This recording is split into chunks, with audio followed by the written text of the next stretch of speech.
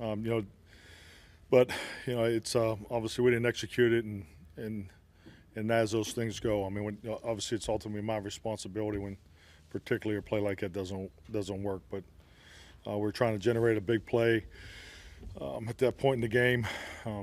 Prior, the information that you look for going into it, it was a solid call.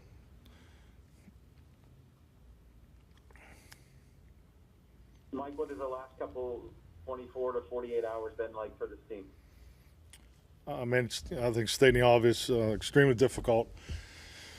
I mean, obviously with the passing of Marcus Paul, I mean, it was, a lot of heavy hearts, but I can't say enough about our football team, about our players, the way they came out, started the game, and, we had a number of adverse things to deal with throughout the game. We just, we didn't get it going to where we wanted to get it going in the second half. But you find out a lot about people in these times, and I can't tell you how proud I am as this football team.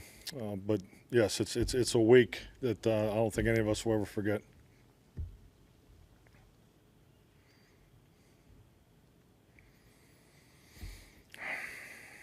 Mike, can you also talk that there was that point in the late in the first half where you had the 4th and 1, a little bit less than 4th and 1, and the call there to throw the ball downfield, and what happened? It was a clean matchup. Obviously, had one-on-one on the perimeter, and obviously the result wasn't what we were looking for. I think everybody's seen what happened on the play, but it's those are plays that you look to create opportunities, and it was a good play call, and we had one-on-one on the outside, and we just didn't convert.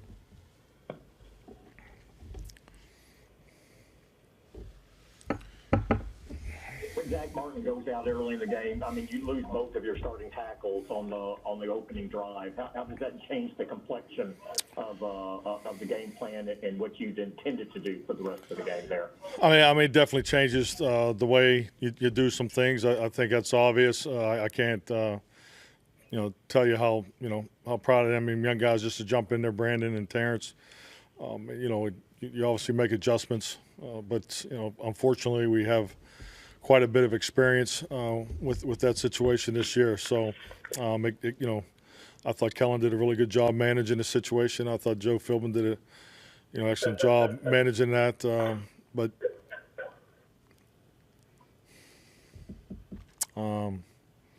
so, yeah, it's unfortunate that we had the injuries. Why did Adam Redmond initially enter the game as a right tackle, following Zach to exit as opposed to Terrence Steele there? Excuse me? When Zach exited the game, I believe Adam Redmond was the right tackle who stepped in there, and then so the next drive, Terrence Steele came in. Why was Redmond the one who got the initial call there? It was a field. I'm not sure. I mean, that's the way we rotated them. Mike, on the fake punt call, do you ever consider the negative part of it and say, okay, we're in this game, it's a 4-point game, let's just punt it and see if we can get a stop, instead of with the negative being such a big swing of emotion for them? Well, you won't get anywhere if you're thinking about negatives all the time. Obviously it was a solid play call. It's a good play design. Their gunner made a good play, came off of it. He put us in a high-low read for Cedric. So it's a play that if we hit it, obviously we're sitting here applauding. That's the nature of those plays. You can never convert them, obviously, if you don't call them and if you don't believe in them. So I clearly understood the situation when it was called. Why was a timeout called with 23 seconds left?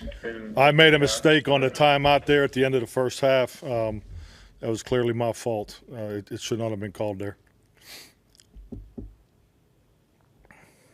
Mike, you were saying coming out of the game, the Minnesota game just a few days ago, the crucial need to build upon that. Do you view this as a missed opportunity that puts you in a pretty difficult position as far as the division the rest of the way? Well, I think everybody understands the state of our division. So we're gonna reboot. We're gonna regroup. Obviously, everything we've had to deal with this week, we will it's another opportunity. It's a division opportunity. We understand it, how important division games are. But the fact of the matter is we play Baltimore in 7 days, and we'll be ready to go. I'm sorry, Mike, just to clear that up, on the 4th and 9, you're saying you believe that's a solid play call and the risk doesn't even factor into it because that's negative thinking? I'm fine with my answer before. Yeah, I mean, there's obviously film study goes into the call, when to call it. But yeah, when you call it, you obviously are looking to convert it. You obviously understand on 4th down calls what your options are. You either convert it, you don't convert it. You always know that going into the, there's flow of the game. All those things are factored in that decision. I'm very confident in our players. Put them in a position to make big plays. Mike, what was the issues with your run defense today? Well, we didn't. We had some things where I thought that it was up and down a little bit there in the first half, and I thought they did a good job capturing the line of scrimmage there in the second half.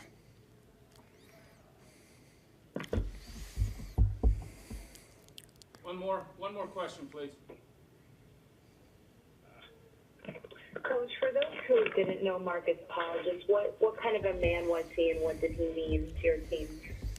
Well, Marcus was a special man. He's definitely someone that, when I think of him, he obviously had a lot of success in his professional life. But if you really look at a mark of a man, it's more about significance over success.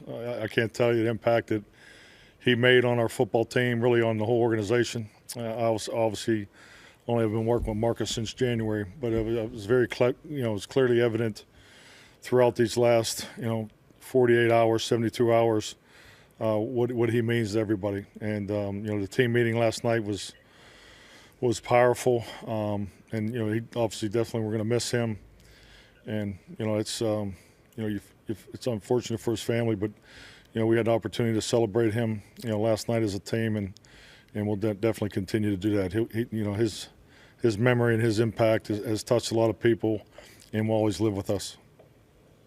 Thank you. Thank you. After the Minnesota game a few days ago, that you felt all this was ahead of you and this team was in a pretty good spot. Do you feel you missed an opportunity today, and this puts you really kind of in a bind as far as winning the division the rest of the way? Yeah, I think we were in this game. The score, I mean, it got out of hand at the end. But I felt like we were in a good place. I felt like we played with that first half. I thought we played well. We played hard, and we had everything in front of us. And then, we weren't able to get it done in the second half, and that's frustrating because we were in this game and felt good about it. So. Yeah, I mean, I definitely felt like we were in a good place, but we can't let the game end the way it did.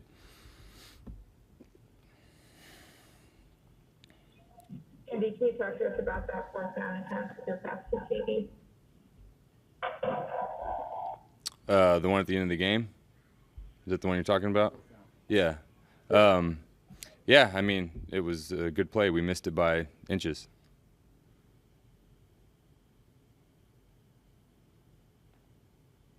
Andy, can you also talk about the end of the first half, that 4th and short, and what the call was, the pass to Lamb, and what happened there? Yeah, we went for it. It was one-on-one, and their guy made the play. It was close, contested catch, and we weren't able to make it.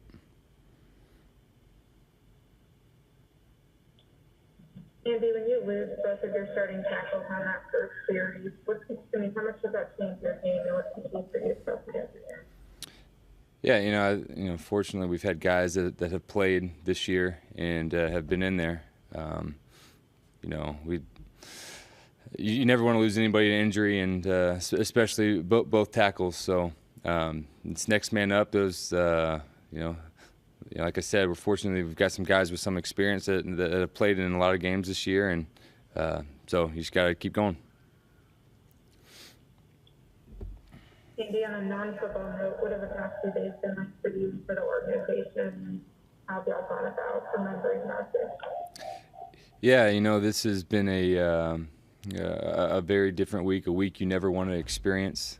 You never want to experience death within the organization, and Marcus meant a lot to so many people, and he made an impact on so many people, and I think for us, just having a chance to talk about it, remember him, and just talk about things that ways that he has helped mentor us, and just the way he was as a man, the way he lived his life. I think that's what made him so special as a person. And so you feel for the team, you feel for his family, you feel for everybody involved, and our prayers are out for everybody, and especially his family during this time. Andy, so much of success in this league is the ability to keep an even keel with everything that has happened from Sunday till now. Has this been one of the more difficult weeks to do that, as far as managing emotions and keeping things on an even keel? Yeah, I think that's everybody's different. Everybody's experiences are different. Everybody handles things a different way, and so especially this week, you've got to find a way to push through. And I think that's something that was talked about with everybody. That's exactly what Marcus would have wanted us to do. And so, but I think when things like this happen, it's bigger than the game of football. You realize what's most important in life, and that's loving God and loving your family.